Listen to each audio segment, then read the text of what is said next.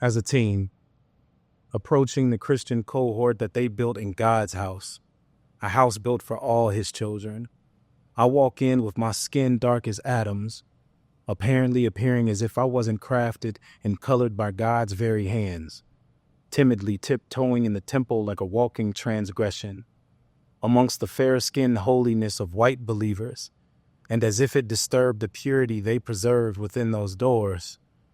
I wish that I could wash the imposter out of my pores. In a desperate effort to exchange my whitelessness for righteousness. Like I'm too many shades of brown away from redemption.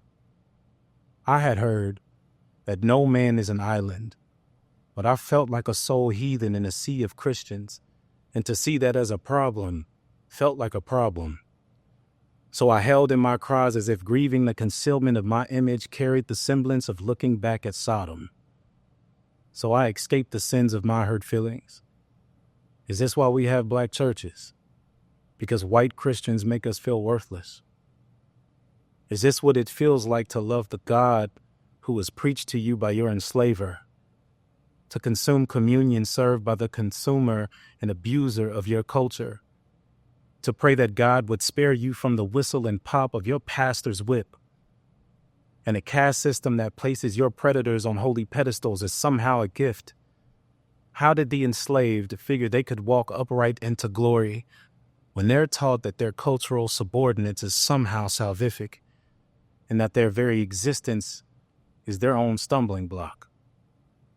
No wonder that some of our black babies walk around covering their color, timid about their hair textures, classless in the back rows of their classes, prideful about their plight, believing in a lie that their presence is barbaric and spiritually indecorous, and self-hate is somehow a black kid's sanctified etiquette. If I could look that 14-year-old boy in his eyes today, I'd tell him, you too were beautifully and wonderfully made in the perfect image of your maker.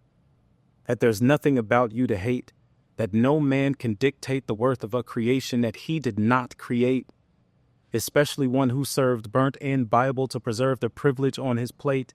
And even when your own people lob their self-loathing in your face, preaching that inferiority is your place, you tell them that you too are related to the King of Kings, and you just can't relate because you didn't cast away your confidence.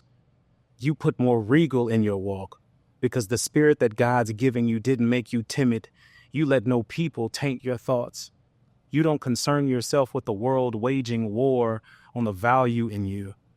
Because with God by your side, you always ask, what could a mere mortal do to you to make the holy hue in you render you as less worthy or beautiful? And rest assured, knowing that your crown is going to look so good on your brown.